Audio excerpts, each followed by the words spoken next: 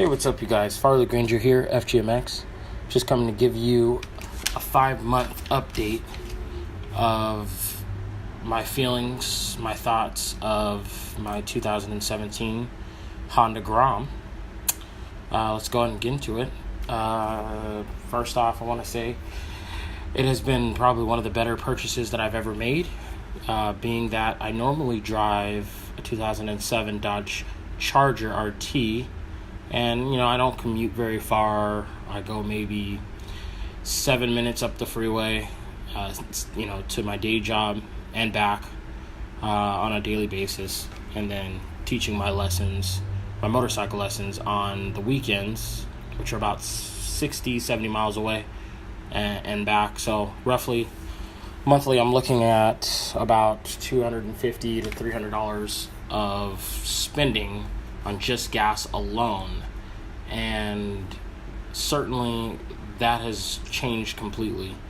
I want to say, first off, on the Honda Grom, you're looking at a 1.4, I believe, size gas tank that takes a 1.4 gallons and takes about $3 to fill up, and you can go to about 100 miles.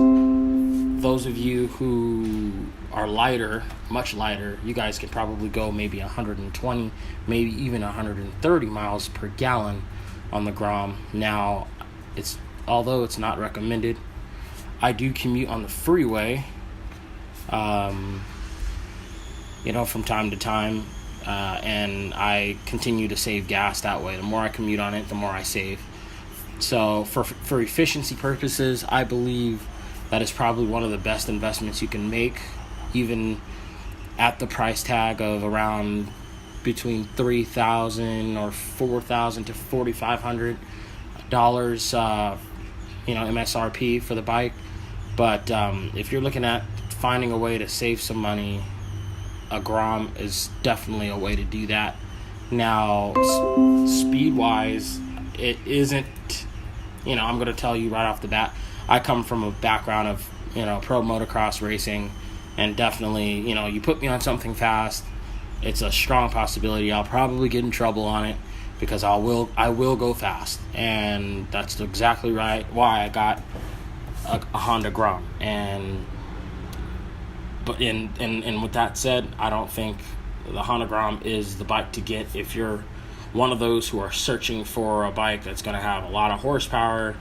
You zip around everywhere.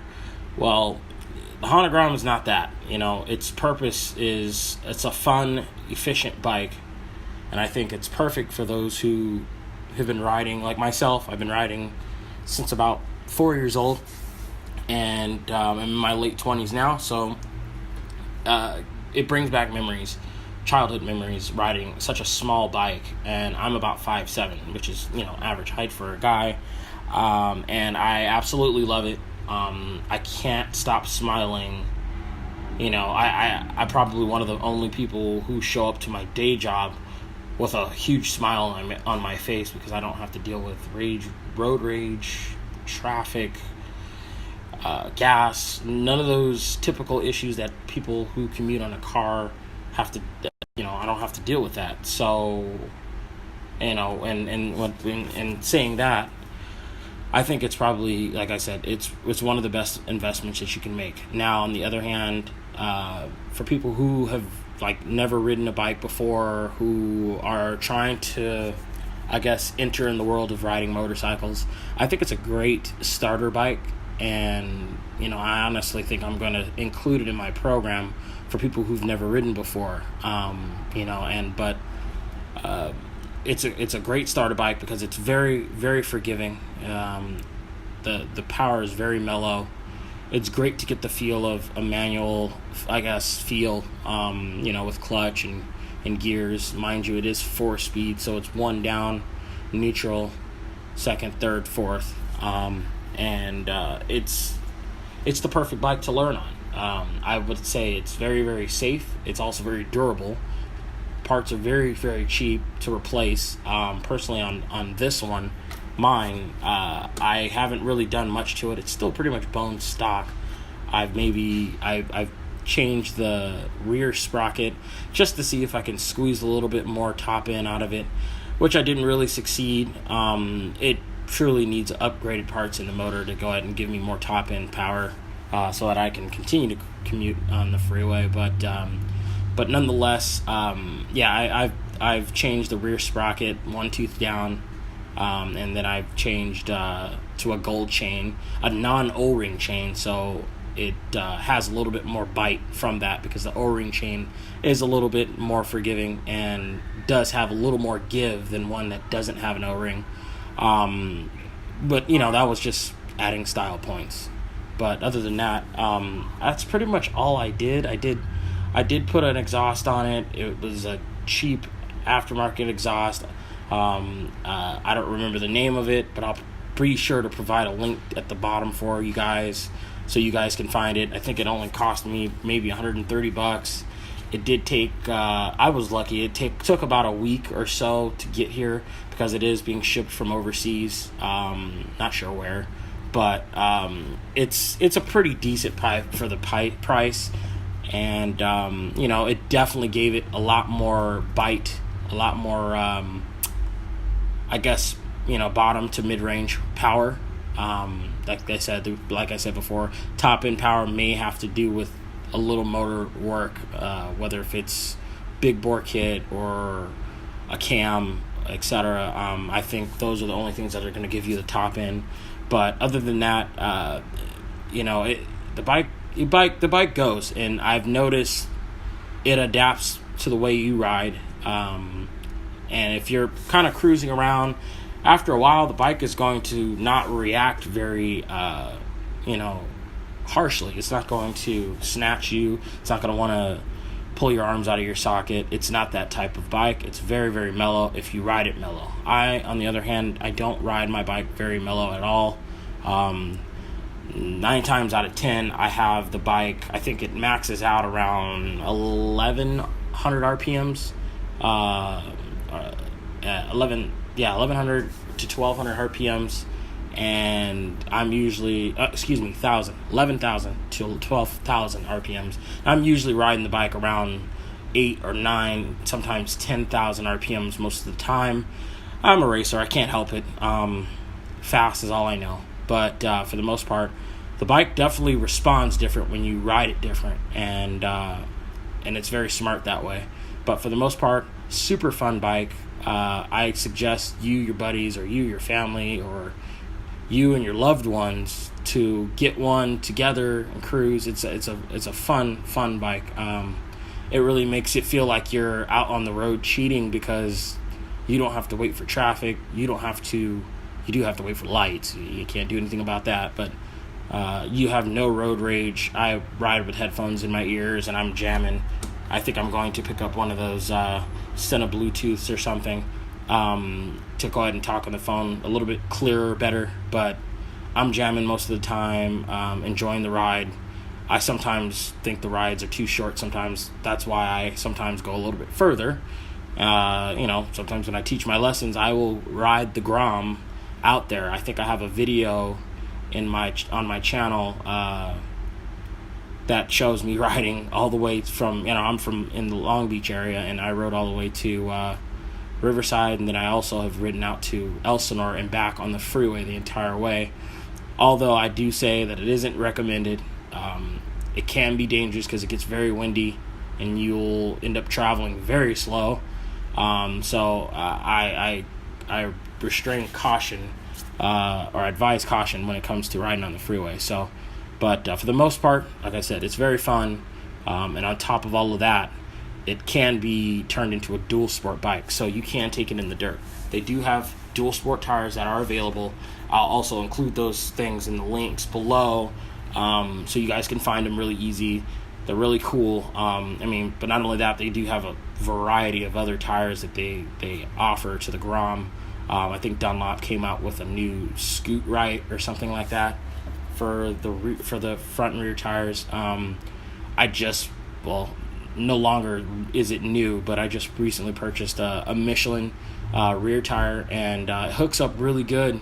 I enjoy taking on-ramps and off-ramps wide open, and when I hit my apex, it really does carve. It's nothing like the dirt like I'm used to, but it's somewhat similar to that. So anytime I'm commuting, I get a chance to feel a little bit of that. It does its job. Like I said, for the stock tires, they were okay starting out until I got comfortable on the bike. And, for those who are just trying to cruise, those tires work just fine.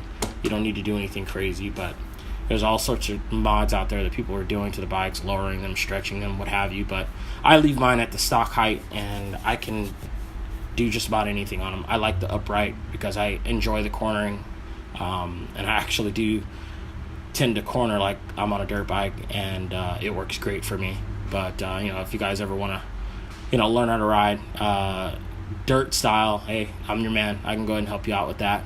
And for the most part, I think, like I said, it's one of the better bikes that I've purchased. My first on-road bike that I've ever purchased, and I think it's a cool bike. It's going to save us a lot of money. I think, to give you an estimate, from May is when I purchased the bike. I've saved about $300 since then, so you do the math. In gas, I spend about $15 max a month on gas, and I travel with me on it. I'm a more solid guy. I travel maybe 97 miles on it. I probably can squeeze 100 out of it, and I just didn't want to take the chance. But the lights, the notch started blinking on the gauge. But for the most part, I suggest you guys go get one. Go check them out. If you don't want to get one brand new, you don't have to. They sell the old ones, the new older models, 2012, 13, 14, 15, and 16. I think are still out there, but mind you, these things still hold their value. So a used one, I should say, versus a brand new one, there's not much different in price because they pretty much hold their value. They even get better gas mileage than anybody who drives a Prius. My fiance drives a Prius, and she gets about 50 miles a gallon, which is absolutely great. And but I simply get like twice and a half more gas per mile, per gallon, I should say, with the Grom. It's a fun bike. That's really all I can say. And I'm looking to try to join one of those, or not join, but just ride and cruise and enjoy riding with a bunch of those Grom groups. There's a bunch of Grom groups out there that you guys can all partake in. I know there's OC Groms out there. Shout out to you guys. There's IE Groms, Inland Empire Groms. Shout out to you guys too. Hey, if you guys are ever in the OC LA area, Long Beach area, hey, I'm your guy. I would love to ride with you guys. That would be a lot of fun. But yeah, you guys go ahead and check out Groms. Go on Honda's website. Go to your nearest Honda dealer, and I would go check one out and see what you guys think about it. Sit on them, feel them, ask questions. Hopefully this video was good enough information. I'll be sure to post more videos like this with more of a live view of my bike, and then more of my insights and more of my discoveries as I continue to ride. But for now, this is what you guys get. But please feel free to comment below and subscribe. I'm looking to post more videos in regards to the Grom and anything else that you guys may have questions for. Like I said, if you guys are all looking to learn how to ride, hey, go check out FGMX.bigbigcartel.com. You guys can, learn, collaborate, have some fun, and hey, learn how to ride some motorcycles. And that's what this is all about. So, but on that note, let's go ahead and keep bring this to a close. You guys have a good one. I'll catch you guys later.